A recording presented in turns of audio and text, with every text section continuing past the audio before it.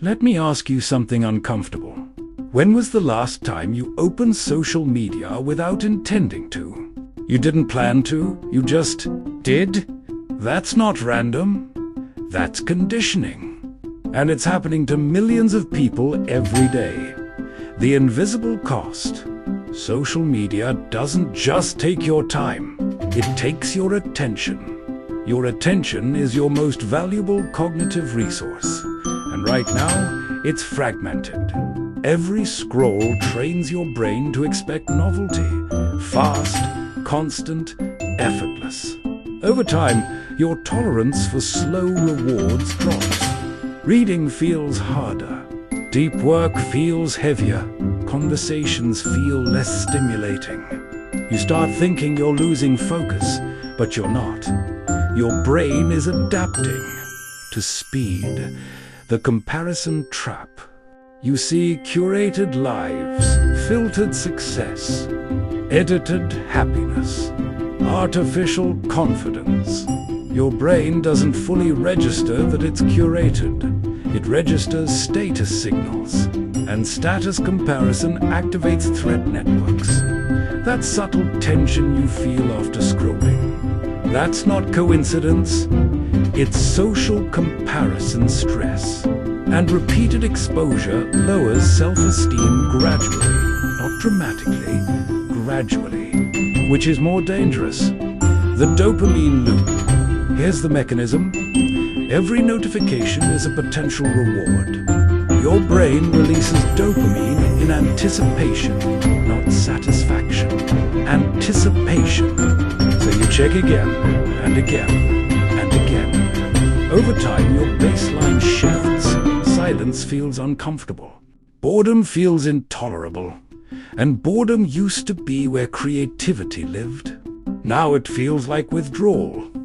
Because in a way, it is the psychological impact. Long-term effects include reduced attention span, higher anxiety, sleep disruption, lower mood stability, decreased motivation for long-term goals.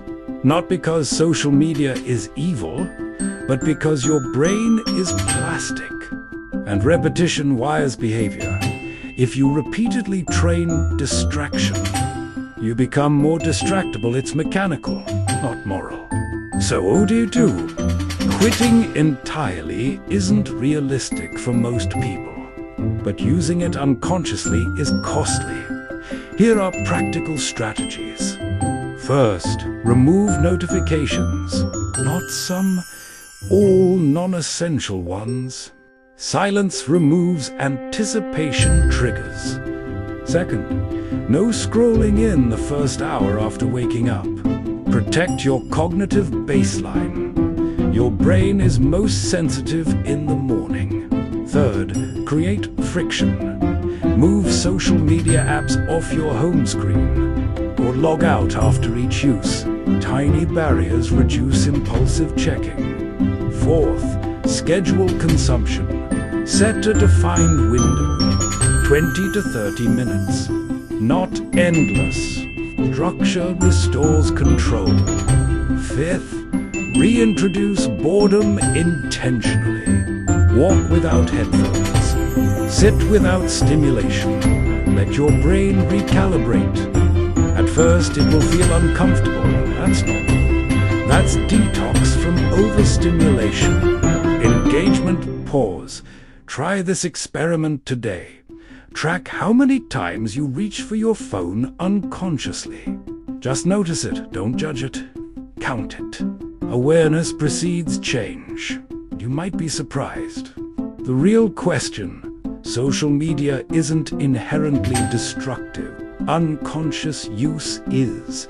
Ask yourself, is this tool serving me, or am I serving it? Because the difference shapes your mental clarity, your focus, your mood, your self-perception. Closing, your brain is adaptable. That's the good news. You trained it into distraction. You can train it back into depth. But it requires boundaries, not motivation, boundaries. In the next video, we'll break down how constant digital stimulation is affecting your discipline and what that means for your long-term success. If you think this is just about screen time, you haven't seen the full picture yet.